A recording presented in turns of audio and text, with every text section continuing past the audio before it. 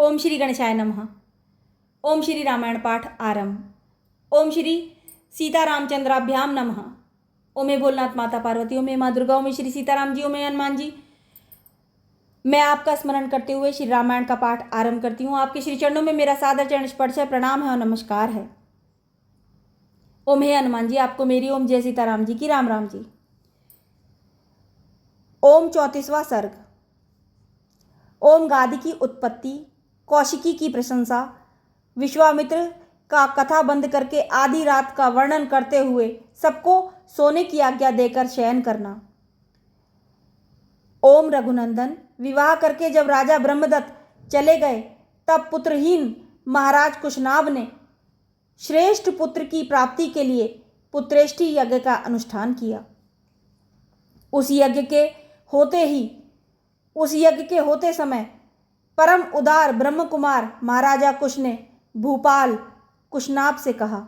उस यज्ञ के होते समय परम उदार ब्रह्म कुमार महाराजा कुश ने भूपाल कुशनाभ से कहा, बेटा, तुम्हें अपने समान ही परम धर्मात्मा पुत्र प्राप्त होगा।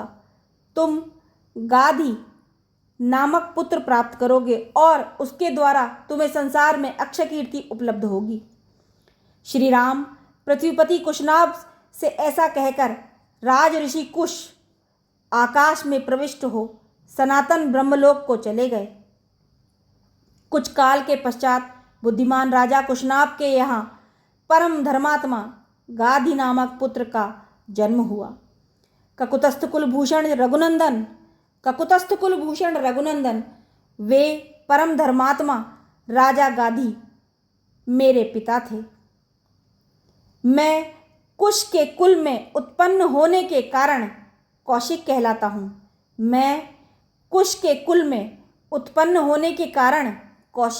हूँ। राघव, मेरे एक ज्येष्ठ बहन भी थी जो उत्तम व्रत का पालन करने वाली थी। उसका नाम सत्यवती था। वह ऋचिक मुनि को ब्याही गई थी। उसका विवाह ऋचिक मुनि के साथ हुआ था। अपने पति का अनुसरण करने वाली सत्यवती शरीर सहित स्वर्गलोक को चली गई थी। वहीं परम उदार महानदी कौशिकी के रूप में भी प्रकट होकर इस भूतल पर प्रवाहित होती है।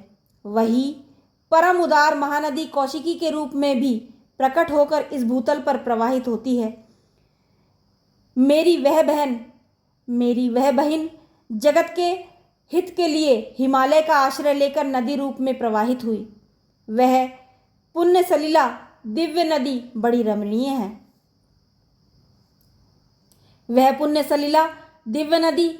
रमणीय है। रघुनंदन, मेरा अपनी बहन कौशिकी के प्रति बहुत स्नेह है, अतः मैं हिमालय के निकट उसी के तट पर नियम पूर्वक बड़े सुख से निवास करता हूँ। पुण्यमयी सत्यवती सत्य धर्म में प्रतिष्ठित है। वह परम सौभाग्यशालिनी पतिव्रता देवी यहाँ सरिताओं में श्रेष्ठ कौशिकी के रूप में विद्यमान है।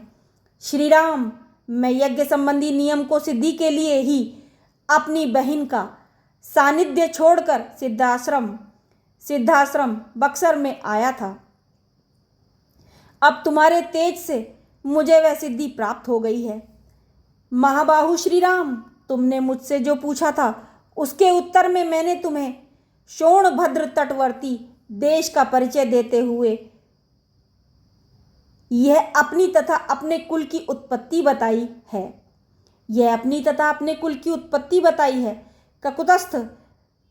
काकुतस्थ, मेरे कथा कहते कहते आधी रात बीत गई। अब थोड़ी नींद ले लो, तुम्हारा कल्याण हो। मैं चाहता हूँ कि अधिक जागरण के कारण हमारी यात्रा में विघ्न ना पड़े। सारे वृक्ष निष्कंप जान पड़ते हैं, इनका एक पत्ता भी नहीं हिलता है।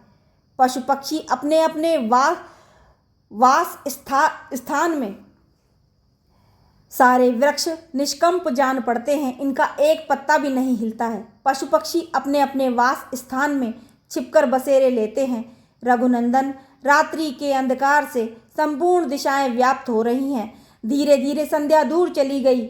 नक्षत्रों तथा ताराओं से भरा हुआ आकाश सहस्त्राक्ष इंद्र की भांति सहस्त्रों ज्योतिर्मय नेत्रों से व्याप्त सा होकर प्रकाशित हो रहा है। संपूर्ण लोक का अंधकार दूर करने वाले शीत रश्मि चंद्रमा अपनी प्रभा से जगत के प्राणियों को मन संपूर्ण लोक के अंधकार को दूर करने वाले शीत रश्मि चंद्रमा अपनी प्रभा से जगत के प्राणियों के मन को आह्लाद प्रदान करते हुए उदित हो रहे हैं। रात में विचरने वाले समस्त प्राणी यक्ष राक्षसों के समुदाय तथा भयंकर पिशाच इधर उधर विचर रहे हैं। रात में विचरने वाले समस्त प्राणी यक्ष राक्षसों के समुदाय तथा भयंकर पिशाच इधर उधर विचर रहे हैं। ऐसा कहकर महातेजस्वी महामुनि विश्वामित्र चुप हो गए।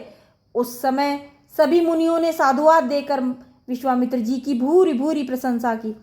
कुछ पुत्रों का यह वंश सदा ही महान धर्मपरायण रहा है।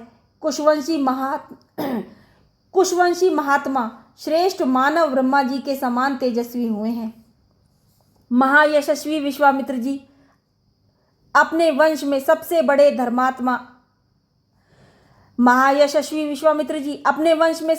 महात्मा आप ही हैं तथा सरिताओं में श्रेष्ठ कौशिकी भी आपके कुल की कीर्ति को प्रकाशित करने वाली है।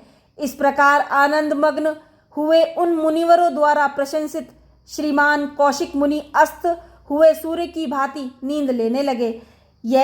वह कथा सुनकर लक्ष्मण सहित श्री राम को भी कुछ